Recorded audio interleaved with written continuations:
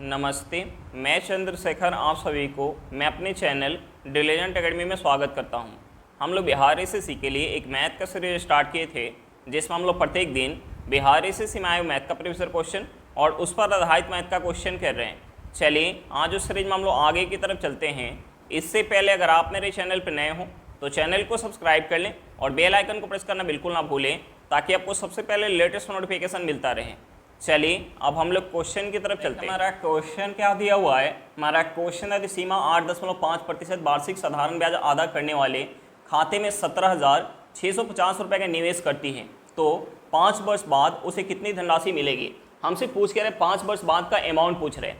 अब देखिए मैं क्वेश्चन में क्या दिया हुआ है, हमें क्वेश्चन में प्रिंसिपल दिया हुआ है। हमें क्वेश्चन में प्रिंसिपल कितना दिया? प्रिंसिपल दिया हुआ है 17,000, प्रिंसिपल दिया हुआ है 17,650 रुपये। प्रिंसिपल कितना दिया? 17,650 रुपये।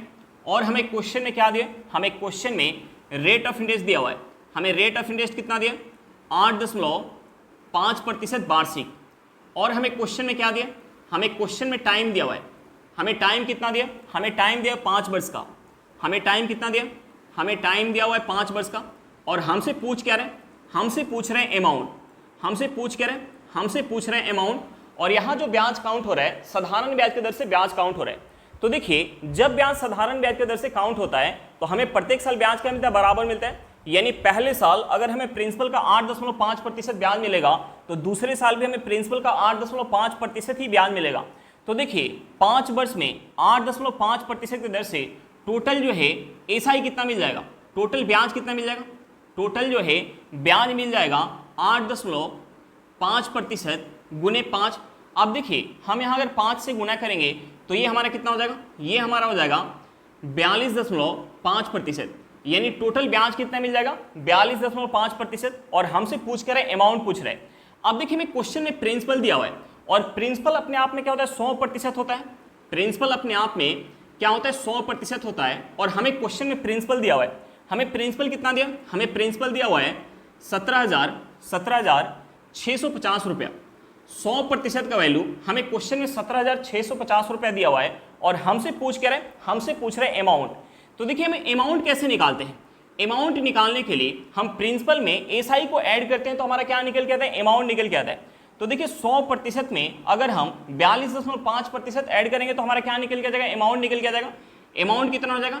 142.5%। अब देखिए हमें 100% का वैल्यू पता है तो हम यहाँ से 142.5% का वैल्यू निकाल सकते हैं। देखिए 142.5% का वैल्यू लगभग में हमारा हो जाएगा 25,151 रुपये। यहाँ से हमारा अमाउंट कितना निकल गया? 25,151 रुपये। हमारा आंसर कितना निकल गया? 25,151 रुपये। चलिए क्वेश्चन समझ में आ गया होगा। नेक्स्ट क्वेश्चन पे चलते हैं। हमारा क्वेश्चन क्या दिया हुआ है? हमारा क्वेश्चन है कोई निश्चित राशि साधारण ब्याज पर निवेश की गई थी। 5 वर्ष के उपरांत प्राप्त होने वाला मिश्रधन 3 वर्ष में प्राप्त होने वाले मिश्रधन का 1/1/4 गुना था। ब्याज की प्रतिशत दर थी। हमसे पूछ कर रेट ऑफ इंटरेस्ट पूछ रहे हैं। हमसे रेट ऑफ इंटरेस्ट पूछ रहे हैं। और हमें क्वेश्चन में क्या दिया? हमें क्वेश्चन में दिया कि 5 वर्ष के उपरांत प्राप्त होने वाला मिश्रधन 3 वर्ष में प्राप्त होने वाले मिश्रधन का 1/1/4 गुना है। तो देखिए हम यहाँ से 5 वर्ष और 3 वर्ष के अंत का अमाउंट मान सकते हैं। उसके लिए हम सबसे पहले क्या करेंगे? इस 1/1/4 को हम फ्रैक्शन में चेंज करेंगे। ये हमारा मिक्स फ्रैक्शन में है तो हम इसे नॉर्मल फ्रैक्शन में चेंज करेंगे तो ये हमारा कितना हो जाएगा? ये हमारा हो जाएगा 5/4। अब देखिए हम यहाँ से 3 वर्ष के अंत और 5 वर्ष के अंत का हम अमाउंट मानेंगे। अब देखिए हमने मान लिया कि 3 वर्ष के अंत का जो अमाउंट है, 3 वर्ष के अंत का जो अमाउंट है वो 4 यूनिट है। तो 5 वर्ष के अंत का अमाउंट कितना हो जाएगा? इसका 5/4। तो देखिए 4 का 5/4 निकालेंगे तो ये हमारा कितना हो जाएगा? 5 हो जाएगा। अब देखिए यहाँ जो ब्याज काउंट हो रहा है साधारण ब्याज की दर से ब्याज काउंट हो रहा है। तो देखिए जब ब्याज साधारण ब्याज की दर से काउंट होता है तो हमें प्रत्येक साल ब्याज क्या मिलता है? बराबर मिलता है। अब देखिए जब हम यहाँ 3 वर्ष से 5 वर्ष तक जा रहे हैं तो समय गैप कितना है? समय गैप है 2 वर्ष का। और यहाँ से यहाँ तक पहुँचने में टोटल ब्याज कितना मिल रहा है? 1 यूनिट का। यानी यहाँ से हमें ये पता चल गया, कि 2 वर्ष में ब्याज कितना मिल रहा है? 1 यूनिट। 2 वर्ष में ब्याज मिल रहा है 1 यूनिट। तो हम यहाँ से 1 वर्ष का ब्याज निकाल सकते हैं। 1 वर्ष का हम ब्याज निकालेंगे तो ये हमारा कितना हो जाएगा? 0.5 यूनिट हो जाएगा। अब देखिए ये हमारा क्या है, 3 वर्ष के अंत का अमाउंट है। तो देखिए 3 वर्ष के अंत के अमाउंट में से अगर हम माइनस करेंगे 3 वर्ष का ब्याज, तो हमारा क्या निकल के आ जाएगा, प्रिंसिपल निकल के आ जाएगा। अब देखिए 1 वर्ष में हमें पता चल गया कि ब्याज कितना मिले, 0.5 यूनिट। तो देखिए 3 वर्ष में ब्याज कितना मिला होगा, 3 वर्ष में ब्याज मिला होगा 1.5 यूनिट। तो देखिए 4 यूनिट में से माइनस करेंगे 1.5 यूनिट, तो यहाँ से हमारा प्रिंसिपल निकल के आ जाएगा, यहाँ से हमारा प्रिंसिपल हो जाएगा 2.5 यूनिट। अब देखिए हमें प्रिंसिपल पता चल गया और 1 वर्ष का ब्याज पता चल गया, तो हम यहाँ से रेट ऑफ इंटरेस्ट निकाल सकते हैं। हम यहाँ से रेट ऑफ इंटरेस्ट निकालेंगे तो देखिए 1 वर्ष में ब्याज मिल रहा है 0.5 और प्रिंसिपल कितना है, प्रिंसिपल है 2.5 गुने 100 करेंगे तो हमारा रेट ऑफ इंटरेस्ट निकल के आ जाएगा। देखिए यहाँ से हमारा दशमलव से दशमलव कट जाएगा, 5 से अगर हम इसे काटेंगे तो ये 5 बार में जाएगा, 5 से 100 को काटेंगे ये 20 बार में जाएगा। यहाँ से रेट ऑफ इंटरेस्ट कितना निकल के आएगा, 20% वार्षिक। हमारा आंसर क्या निकल के आ गया, 20% वार्षिक निकल के आ गया। चलिए क्वेश्चन समझ में आ गया होगा, नेक्स्ट क्वेश्चन पे चलते हैं। क्वेश्चन क्या दिया हुआ है, हमारा क्वेश्चन है 10% प्रतिवर्ष की चक्रवृद्धि ब्याज दर से किसी निश्चित राशि पर 2 से 1/2 वर्षों में ब्याज 1623 रुपये है। जब ब्याज वार्षिक संयोजित है, राशि क्या है। हमसे पूछ के रहे, प्रिंसिपल पूछ रहे। अब देखिए हमें क्वेश्चन में क्या दिया हुआ है, हमें क्वेश्चन में CI दिया हुआ है। हमें क्वेश्चन में CI कितना दिया है, हमें क्वेश्चन में CI दिया हुआ है 1623 रुपये। और हमें क्वेश्चन में क्या दिया, हमें क्वेश्चन में रेट ऑफ इंटरेस्ट दिया हुआ है। हमें रेट ऑफ इंटरेस्ट कितना दिया, 10% वार्षिक। और हमें क्वेश्चन में क्या दिया, हमें क्वेश्चन में टाइम दिया हुआ है। हमें क्वेश्चन में टाइम कितना दिया, हमें टाइम दिया हुआ है 2 से 1/2 वर्ष। तो हम इसे क्या लिख सकते हैं, हम इसे लिख सकते हैं 2.5 वर्ष। हम इसे लिख सकते हैं 2.5 वर्ष। और हमसे पूछ क्या रहे हैं, हमसे पूछ रहे प्रिंसिपल, हमसे पूछ क्या रहे हैं, हमसे पूछ रहे प्रिंसिपल। अब देखिए हमसे प्रिंसिपल पूछ रहा है और हमें क्वेश्चन में CI, रेट ऑफ इंटरेस्ट और टाइम दिया हुआ है। तो देखिए इस क्वेश्चन को आसानी से सॉल्व करने के लिए हमें सबसे पहले प्रिंसिपल को कुछ मानना होगा। अब देखिए हम प्रिंसिपल क्या माने ताकि हमारा क्वेश्चन आसानी से सॉल्व हो जाए। तो उसके लिए हम क्या करेंगे, उसके लिए हम सबसे पहले रेट ऑफ इंटरेस्ट को फ्रैक्शन में चेंज करेंगे। रेट ऑफ इंटरेस्ट कितना है, 10%। इसे फ्रैक्शन में चेंज करेंगे तो ये हमारा हो जाएगा 1/10। उसके बाद हम टाइम को देखेंगे। तो देखिए यहाँ टाइम कितना है, यहाँ टाइम है 2.5 वर्ष। तो हम इसे मान लेते हैं 3 वर्ष। अब देखिए अगर 3 वर्ष टाइम है तो यहाँ हम प्रिंसिपल को कितना मानेंगे, प्रिंसिपल को मानेंगे 10 की पावर 3। देखिए 10 की पावर 3 को हम लिख सकते हैं 1000। अब देखिए हम यहाँ प्रिंसिपल को मान लेंगे 1000 प्रिंसिपल मान के रेट ऑफ इंटरेस्ट 10% के लिए हम 3 वर्ष का यहाँ ब्याज काउंट करेंगे। यहाँ टाइम कितना है 2.5 यानी 2.5 वर्ष है, तो हम यहाँ 3 वर्ष का ब्याज काउंट करेंगे। तो देखिए 3 वर्ष का ब्याज काउंट करेंगे, 3 वर्ष का ब्याज काउंट करेंगे तो पहले वर्ष इस प्रिंसिपल का 1/10 ब्याज मिलेगा। तो देखिए 1000 का 1/10 निकालेंगे तो ये हमारे कितना हो जाएगा 100।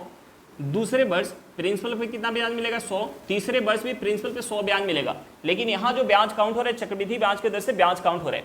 तो देखिए पहले वर्ष जब चक्रवृद्धि ब्याज के दर से ब्याज काउंट होगा तो पहले वर्ष केवल प्रिंसिपल पे ब्याज मिलेगा। दूसरे वर्ष प्रिंसिपल पे तो ब्याज मिलेगा ही, प्लस का क्या मिल जाएगा, जो पहले वर्ष ब्याज मिला है उस ब्याज के ऊपर भी ब्याज मिलेगा। यानी 100 का 1/10 ब्याज मिलेगा। 100 का 1/10 निकालेंगे ये कितना हो जाएगा 10 हो जाएगा। अब देखिए हम यहाँ टेबल पढ़ेंगे तो ये हमारा हो जाएगा 20। अब देखिए ये 20 हमारा कहाँ से निकल के आएगा, देखिए तीसरे वर्ष हमें प्रिंसिपल पर कितना ब्याज मिलेगा 100, प्लस का हमें क्या मिल जाएगा, जो 2 वर्ष तक ब्याज मिला है उस ब्याज का भी 1/10 ब्याज मिलेगा। तो देखिए 100 + 100 का 1/10 निकालेंगे यानी 200 का अगर हम 1/10 निकालेंगे कितना होगा 20, बच क्या गया हमारा 10, यानी 10 का भी 1/10 ब्याज मिलेगा। 10 का 1/10 कितना हो जाएगा 1 हो जाएगा। अब देखिए यहाँ टाइम कितना है, यहाँ टाइम है 2.5 और हमने कितने टाइम के लिए ब्याज निकाला 3 वर्ष के लिए, यानी तीसरे वर्ष का जो टाइम है वो पूरा नहीं है, आधा वर्ष का है। तो हम यहाँ ब्याज भी आधा लेंगे, हम यहाँ ब्याज भी आधा लेंगे। अब देखिए हम यहाँ इसे ऐड करेंगे तो हमारा क्या निकल के आ जाएगा 2.5 वर्ष का ब्याज निकल के आ जाएगा। तो देखिए ये हमारा कितना हो जाएगा 210 हो जाएगा। हम इसका आधा करेंगे तो ये हमारा कितना हो जाएगा 120। 120 का आधा करेंगे तो 60 हो जाएगा और 1 का आधा करेंगे तो 0.5 यानी 60.5 हो जाएगा। हम इसमें ऐड करेंगे 210 में ऐड करेंगे 60.5 तो ये हमारा हो जाएगा 270.5। अब देखिए यहाँ से हमारा ब्याज कितना निकल के आ गया 270.5, लेकिन हमें क्वेश्चन में कितना दिया 1623, यानी इसका वैल्यू हमें क्वेश्चन में 1623 रुपया दिया हुआ है। अब देखिए 270.5 यूनिट का वैल्यू हमें क्वेश्चन में दिया हुआ है, तो हम यहाँ से 1000 यूनिट का वैल्यू निकाल सकें। देखिए हम 270.5 में कितना से गुना करें ताकि ये हमारा 1623 निकल के आ जाए। तो हम इसमें अगर 6 से गुना करेंगे तो ये हमारा कितना निकल के आ जाएगा, 6 से गुना करेंगे तो ये हमारा निकल के आ जाएगा 1623। देखिए हम यहाँ अगर 6 से गुना करें तो यहाँ भी हमें 6 से गुना करना होगा। देखिए 1000 में 6 से गुना करेंगे तो ये हमारा कितना हो जाएगा 6000, यानी यहाँ से प्रिंसिपल कितना निकल के आ गया, 6000 निकल के आ गया। हमारा आंसर कितना निकल के आ गया, 6000 निकल के आ गया। चलिए क्वेश्चन समझ में आ गया होगा, नेक्स्ट क्वेश्चन पे चलते हैं। क्वेश्चन क्या दिया हुआ है हमारा, क्वेश्चन यदि कोई राशि चक्रवृद्धि ब्याज वार्षिक रूप से चक्रवृद्धि होने वाले पर 4 वर्षों में 3 गुनी हो जाती है तो समान ब्याज दर पर वह राशि कितने समय में 81 गुनी हो जाएगी। हमसे पूछ के आ रहा है, समय पूछ रहे हैं। अब देखिए हमें क्वेश्चन में क्या दिया, हमें क्वेश्चन में देखिए राशि जो है 4 वर्षों में स्वयं की 3 गुनी हो जाती है। तो देखिए हमने मान लिया कि जो राशि है वो 1 यूनिट है, तो राशि जो है 4 वर्ष बाद, राशि जो है 4 वर्ष बाद कितना हो जाएगा, स्वयं का 3 गुना यानी 3 यूनिट हो जाएगा। और हमसे पूछ रहे हैं कि समान ब्याज दर पर वह राशि जो है कितने समय में 81 गुनी हो जाएगी, यानी 1 से 81 होने में कितना समय लगेगा।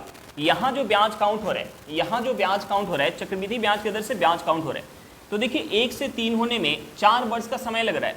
तो देखिए हम इस 3 को क्या लिख सकते हैं, इस 3 को लिख सकते हैं 3 का पावर 1। अब देखिए इस 81 को अगर हम लिखेंगे तो क्या लिख सकते हैं, 3 का पावर 4 लिख सकते हैं। अब देखिए पावर 1 होने में समय कितना लग रहा है, 4 वर्ष का, तो पावर 4 होने में समय कितना लग जाएगा, 16 वर्ष का समय, यानी इसका 4 गुना 16 वर्ष का समय लग जाएगा। यानी यहाँ से हमारा टाइम क्या निकल के आ गया, यहाँ से हमारा टाइम निकल के आ गया 16 वर्ष। आंसर हमारा क्या निकल के आ गया, 16 वर्ष निकल के आ गया। चलिए क्वेश्चन समझ में आ गया होगा, नेक्स्ट क्वेश्चन पे चलते हैं। हमारा क्वेश्चन क्या दिया हुआ है, हमारा क्वेश्चन एक निश्चित संख्या में कुछ व्यक्ति एक कार्य को 46 दिनों में पूरा कर सकते हैं। यदि 8 और व्यक्ति उसमें शामिल हो जाते हैं तो वह कार्य पूरा होने में 16 दिन कम लगते हैं। आरंभ में कितने व्यक्ति थे, हमसे पूछ के रहे, आरंभ में व्यक्ति का संख्या पूछ रहे। तो देखिए इस क्वेश्चन को हम MDH फार्मूला से सॉल्व कर सकते हैं। हमसे पूछ के रहे आरंभ में व्यक्ति का संख्या, तो हमने मान लिया कि आरंभ में जो व्यक्ति की संख्या थी वो x थी। अब देखिए हमें क्वेश्चन में क्या दिया हुआ है, हमें क्वेश्चन में दिया कि x व्यक्ति पहले जो है किसी कार्य को 46 दिनों में पूरा कर सकते थे, और हमें क्वेश्चन में आगे दिया हुआ है कि 8 व्यक्ति और आ जाते हैं जिसके कारण पहले की अपेक्षा 16 दिन कम लग रहा है। यानी 16 दिन कम लगेगा, तो पहले 46 दिन लग रहा था तो अब कितना लगेगा, 30 दिन। तो देखिए हम यहाँ से लिख सकते हैं कि x व्यक्ति का जो 16 दिन का काम है, x व्यक्ति का जो 16 दिन का काम है वो 8 व्यक्ति कितने दिन में कर पाएंगे, 30 दिन में। यानी हम यहाँ से इस इक्वेशन से x का वैल्यू निकाल सकते हैं, यानी आरंभ में व्यक्ति का संख्या निकाल सकते हैं। देखिए 8 से 16 को काटेंगे, ये कितने बार में जाएगा, 2 बार में। 2 से 30 को काटेंगे, ये कितने बार में जाएगा, 15 बार में। यहाँ से हमारा x इक्वल टू क्या निकल गया, 15। और हमने x क्या मान के रखा था, आरंभ में व्यक्ति का संख्या, यानी आरंभ में व्यक्ति का संख्या कितना निकल गया, 15 निकल के आ गया। हमारा आंसर कितना निकल के आ गया, 15 निकल के आ गया। चलिए क्वेश्चन समझ में आ गया होगा, नेक्स्ट क्वेश्चन पे चलते हैं। हमारा क्वेश्चन क्या दिया हुआ है, हमारा क्वेश्चन है A, B तथा C अकेले काम करते हुए किसी काम को क्रमशः 50, 75 और 20 दिनों में पूरा कर लेते हैं। वे सभी 4 दिन एक साथ काम करते हैं और फिर C काम छोड़ देता है। बचे हुए काम को A तथा B कितने दिनों में पूरा कर लेंगे। तो देखिए इस क्वेश्चन में हम सबसे पहले क्या करेंगे, जो यहाँ हमारा समय दिया हुआ है हम उस समय का LCM निकालेंगे। देखिए हमारा समय क्या दिया हुआ है, हमारा समय दिया 50 दिन, दूसरा समय दिया 75 दिन और तीसरा समय दिया 20 दिन। तो हम सबसे पहले 50, 75 और 20 का LCM निकालेंगे। देखिए 50, 75 और 20 का हम LCM निकालेंगे तो LCM कितना निकल के आ जाएगा, LCM निकल के आ जाएगा 300। अब देखिए हम टोटल काम को मान लेते हैं 300 यूनिट, अब देखिए 300 यूनिट काम जब अकेले A कर रहा है तो कितना समय लग रहा है, 50 दिन का समय लग रहा है। जब अकेले B कर रहे हैं तो कितना समय लग रहा है, 75 दिन का समय लग रहा है। और जब अकेले C कर रहा है तो कितना समय लग रहा है, 20 दिन का समय लग रहा है। अब देखिए हम यहाँ से तीनों का इफिशिएंसी निकाल सकते हैं। अब देखिए A जो है 50 दिन में 300 यूनिट काम कर रहा है, तो एक दिन में कितना काम कर रहा होगा, एक दिन में 6 यूनिट काम कर रहा होगा। अब देखिए B जो है 75 दिन में 300 यूनिट काम कर रहा है, तो एक दिन में कितना काम कर रहा होगा, 4 यूनिट। और C जो है 20 दिन में 300 यूनिट काम कर रहा है, तो एक दिन में कितना काम कर रहा होगा, एक दिन में 15 यूनिट काम कर रहा होगा। अब देखिए हमें क्वेश्चन में आगे क्या दिया हुआ है, हमें क्वेश्चन में आगे दिया हुआ है कि वे सभी 4 दिन एक साथ काम करते हैं। तो देखिए अगर A plus B plus C अगर तीनों मिलके अगर 4 दिन काम करेंगे, 4 दिन काम करेंगे तो 4 दिन में कितना काम हो पाएगा? तीनों मिलके अगर 4 दिन काम करेंगे तो 4 दिन में कितना काम हो पाएगा? A जो है एक दिन में 6 यूनिट काम कर रहा है, तो B एक दिन में कितना कर रहा है? 4 यूनिट, और C एक दिन में कितना कर रहा है? 15 यूनिट। यानी तीनों मिलके एक दिन में कितना काम करेंगे? 6 + 4 10, 10 + 15 कितना हो जाएगा? 25। यानी तीनों मिलके एक दिन में 25 यूनिट काम करेंगे तो 4 दिन में कितना काम करेंगे? 25 × 4, ये हमारा कितना हो जाएगा? ये हमारा हो जाएगा 100 यूनिट। यानी 4 दिन में काम कितना हो पाएगा? 100 यूनिट। यानी शेष काम कितना बच जाएगा? शेष काम निकालने के लिए हम क्या करेंगे? टोटल काम में से इनके द्वारा किए गए काम को माइनस करेंगे। यानी 300 यूनिट में से, 300 यूनिट में से माइनस करेंगे 100 यूनिट। ये हमारा कितना हो जाएगा? ये हमारा हो जाएगा 200 यूनिट। ये हमारा कितना हो जाएगा? 200 यूनिट। अब देखिए बचे हुए काम को कौन कर रहे हैं? ए और बी। तो देखिए ए जो है एक दिन में 6 यूनिट काम करे और बी एक दिन में 4 यूनिट, यानी दोनों मिलकर काम करेंगे तो एक दिन में 10 यूनिट काम करेंगे। अब देखिए ए प्लस बी 10 यूनिट की एफिशिएंसी के साथ 200 यूनिट काम करेंगे तो कितना समय लग जाएगा? 20 दिन का समय लग जाएगा। यानी यहाँ से हमारा आंसर कितना निकल के आ गया? 20 दिन निकल के आ गया। हमारा आंसर कितना निकल के आ गया? 20 दिन निकल के आ गया। चलिए क्वेश्चन समझ में आ गया होगा, नेक्स्ट क्वेश्चन पे चलते हैं। हमारा क्वेश्चन क्या दिया हुआ है? हमारा क्वेश्चन है टंकी में 3 नल A, B और C लगे हैं। ये टंकी को क्रमशः 10 घंटे, 20 घंटे और 25 घंटे में भर सकते हैं। शुरू में तीनों नल एक साथ खोले जाते हैं। 2 घंटे बाद नल C को बंद कर दिया जाता है और A और B को चालू रखा जाता है। 4 घंटे के बाद B को भी बंद कर दिया जाता है। शेष टंकी को नल A द्वारा भरा जाता है। नल A द्वारा किए गए कार्य का प्रतिशत ज्ञात कीजिए। हमसे पूछ कर रहे हैं नल A द्वारा किए गए कार्य का प्रतिशत पूछ रहे हैं। तो देखिए हम सबसे पहले क्या करेंगे, जो यहाँ हमारा समय दिया हुआ है हम उस समय का एलसीएम निकालेंगे। देखिए हमारा समय क्या दिया है? हमारा समय दिया 10 घंटे, दूसरा समय दिया 20 घंटे और तीसरा समय दिया 25 घंटे। तो हम सबसे पहले इन तीनों समय का एलसीएम निकालेंगे। अब देखिए 10, 20 और 25 का हम एलसीएम निकालेंगे। 10, 20 और 25 का हम एलसीएम निकालेंगे तो एलसीएम कितना हो जाएगा? 100 हो जाएगा। तो हम यहाँ टंकी की धारिता मान लेते हैं 100 यूनिट। हम यहाँ टंकी की धारिता मान लेते हैं 100 यूनिट। अब देखिए 100 यूनिट पानी जब अकेले ए भर रहा है तो कितना समय लग रहा है? 10 घंटे का समय लग रहा है। जब अकेले बी भर रहा है तो कितना समय लग रहा है? 20 घंटे का समय लग रहा है। और जब अकेले सी भर रहा है, जब अकेले सी भर रहा है तो कितना समय लग रहा है? 25 घंटे का समय लग रहा है। तो देखिए यहाँ से हम तीनों नल का इफिशियंसी निकाल सकते हैं। अब देखिए ए जो है 10 घंटे में, ए जो है 10 घंटे में 100 यूनिट पानी भर रहा है तो 1 घंटा में कितना पानी भर रहा होगा? 10 यूनिट। बी जो है 20 घंटे में 100 यूनिट पानी भर रहा है तो 1 घंटा में 5 यूनिट पानी भर रहा होगा। और सी जो है 25 घंटे में 100 यूनिट पानी भर रहा है तो 1 घंटा में 4 यूनिट पानी भर रहा होगा। अब देखिए हमें क्वेश्चन में आगे क्या दिया हुआ है? हमें क्वेश्चन में आगे दिया हुआ है कि शुरू में तीनों नल एक साथ खोले जाते हैं, लेकिन 2 घंटे बाद सी को बंद कर दिया जा रहा है और 4 घंटे बाद बी को बंद कर दिया जा रहा है। अब देखिए सी को जो है 2 घंटे बाद बंद किया जा रहा है तो 2 घंटा में सी जो है टंकी के अंदर कितना पानी भरेगा? सी जो है 1 घंटा में 4 यूनिट पानी भर रहा है तो 2 घंटा में 8 यूनिट पानी भरेगा। और 4 घंटे बाद बी को बंद किया जा रहा है। 4 घंटे बाद बी को बंद किया जा रहा है तो देखिए बी जो है 1 घंटे में 5 यूनिट पानी भर रहा है तो 4 घंटे में कितना पानी भरेगा? 20 यूनिट। यानी ये दोनों मिलके टंकी के अंदर टोटल कितना पानी भरेंगे? 28 यूनिट। और टोटल पानी भरना कितना है? टोटल पानी भरना है 100 यूनिट। इसका मतलब ये होगा कि ए जो है अकेले 72 यूनिट पानी भरा होगा। यानी ए का टोटल कार्य पता चल गया, ए का टोटल कार्य पता चल गया 72 यूनिट। 72 यूनिट कार्य कर रहा है टोटल कितने में से? 100 यूनिट में से। गुने 100 करेंगे तो यहाँ से हमारा ए का कार्य का प्रतिशत निकल के आ जाएगा। 100 से हमारा 100 कट जाएगा, ये हमारा कितना हो जाएगा?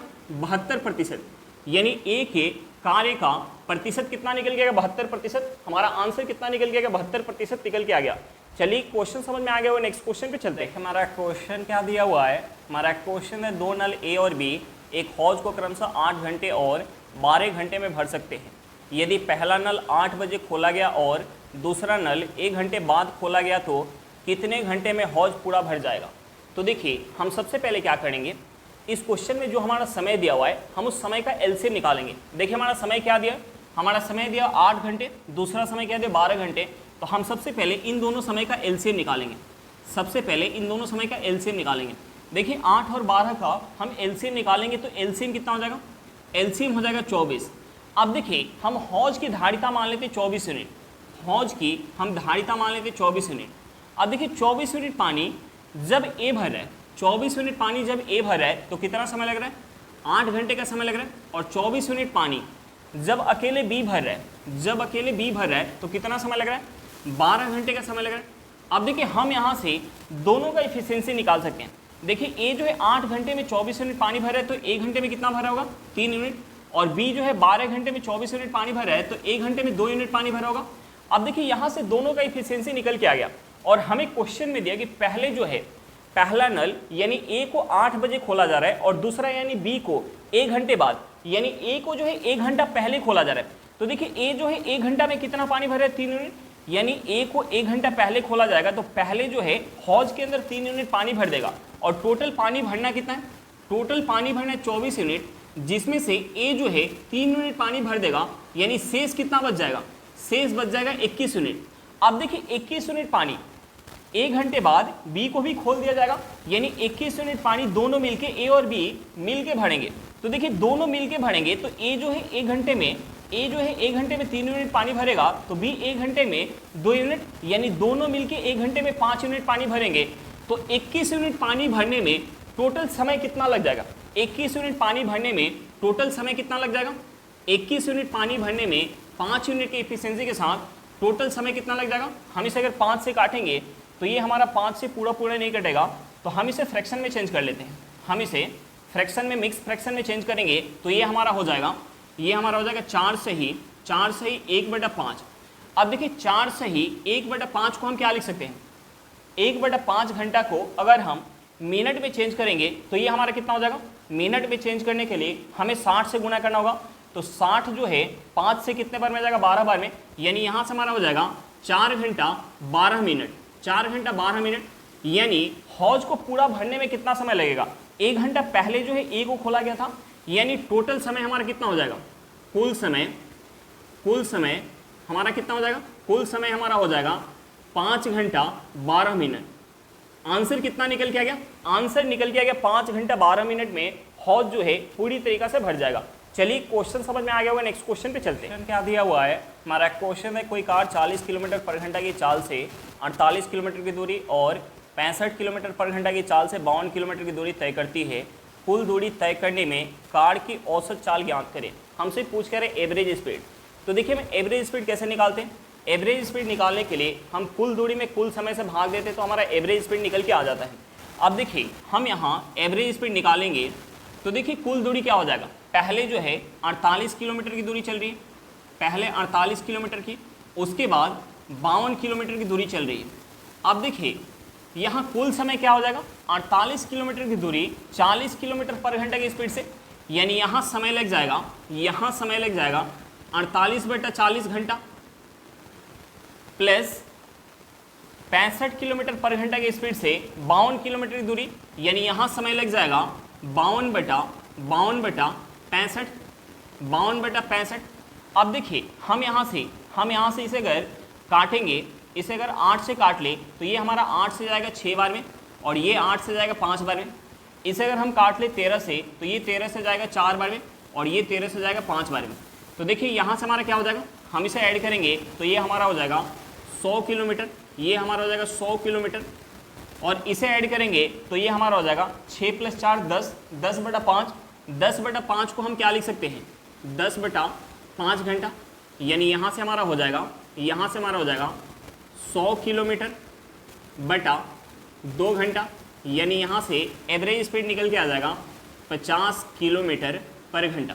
हमारा आंसर क्या निकल के आ गया, 50 किलोमीटर पर घंटा। चलिए क्वेश्चन समझ में आ गया, वो नेक्स्ट क्वेश्चन पे चलते हैं। हमारा क्वेश्चन है, 2 रेलगाड़ियाँ 42 किलोमीटर पर घंटा तथा 84 किलोमीटर पर घंटा की गति से समान दिशा में चल रही है, जिनकी लंबाई क्रमशः 320 मीटर तथा 380 मीटर है।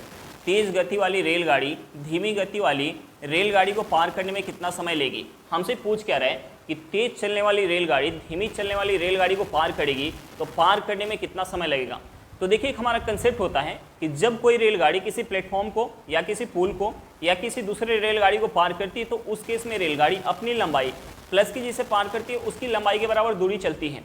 तो देखिए यहाँ एक रेलगाड़ी दूसरे रेलगाड़ी को पार करेगी, तो पार करने में चली गई दूरी क्या हो जाएगा, दोनों की लंबाई के योग के बराबर, यानी यहाँ से दूरी हो जाएगा, यहाँ से दूरी हो जाएगा 320 मीटर प्लस का 380 मीटर। हम इसे ऐड करेंगे तो ये हमारा कितना हो जाएगा, 380 में 20 ऐड करेंगे तो ये हमारा हो जाएगा 400, 400 में 300 ऐड करेंगे तो ये हमारा हो जाएगा 700 मीटर, यानी कुल दूरी क्या निकल गया 700 मीटर। अब देखिए दोनों रेलगाड़ी एक ही दिशा में जा रही है, तो हम यहाँ दोनों का रिलेटिव स्पीड निकालेंगे। तो दोनों एक ही दिशा में जा रही है, तो यहाँ क्या हो जाएगा, दोनों का स्पीड माइनस हो जाएगा। तो देखिए हम यहाँ अगर माइनस करेंगे 84 किलोमीटर पर घंटा में से अगर हम 42 किलोमीटर पर घंटा माइनस करेंगे तो ये हमारा क्या हो जाएगा, ये हमारा हो जाएगा 42 किलोमीटर पर घंटा। अब देखिए हमें दूरी पता चल गया और हमें रिलेटिव स्पीड पता चल गया, तो हम यहाँ से टाइम निकाल सकते हैं। लेकिन जो हमारा दूरी निकल के आया है वो हमारा मीटर में निकल के आया है, और जो हमारा स्पीड निकल के आया है किलोमीटर पर घंटा में निकल के आया है। तो देखिए टाइम निकालने के लिए या तो हमें इस दूरी को किलोमीटर में चेंज करना होगा या हमें इस स्पीड को मीटर पर सेकंड में चेंज करना होगा। तो हम इसे मीटर पर सेकंड में चेंज कर लेते हैं। मीटर पर सेकंड में चेंज करने के लिए हम क्या करेंगे, मीटर पर सेकंड में चेंज करने के लिए हम क्या करेंगे, इस 42 में गुना करेंगे 5/18 से, तो ये हमारा मीटर पर सेकंड में चेंज हो जाएगा। अब देखिए हम यहाँ टाइम निकालेंगे, तो टाइम निकालने के लिए हम क्या करेंगे, टाइम निकालने के लिए दूरी में हम स्पीड से भाग देंगे, दूरी में स्पीड से भाग देंगे तो हमारा क्या निकल के आ जाएगा, टाइम निकल के आ जाएगा। अब देखिए हम इसे अगर 7 से काटेंगे तो देखिए ये 7 से जाएगा 100 बार में, इसे 7 से काटेंगे तो ये 7 से जाएगा 6 बार में, 6 से 18 को काटेंगे ये जाएगा 3 बार में। अब देखिए ये 3 हमारा ऊपर चला जाएगा, यहाँ से हमारा हो जाएगा 300/100 में 3 से गुना करेंगे 300 हो जाएगा, और यहाँ हमारा नीचे क्या बचा हुआ है, 5 बचा हुआ है। 5 से अगर हम इसे काटेंगे तो ये 5 से कितने बार में जाएगा, ये 5 से चला जाएगा 60 बार में, यानी यहाँ से हमारा समय क्या निकल गया, 60 सेकंड निकल गया। यानी तेज चलने वाली रेलगाड़ी धीमी चलने वाली रेलगाड़ी को पार करने में कितना समय लगेगी, 60 सेकंड का समय लगेगी। हमारा आंसर क्या निकल गया, 60 सेकंड। चलिए क्वेश्चन समझ में आ गया होगा। आज के लिए इतना ही, फिर मिलते हैं नेक्स्ट क्लास में। अगर क्लास अच्छा लगे तो क्लास को लाइक करिएगा, अगर आप मेरे चैनल पर नए हो तो चैनल को सब्सक्राइब करिएगा, और क्लास को अपने दोस्तों के साथ शेयर करना बिल्कुल मत भूलिएगा। चलिए बाय बाय।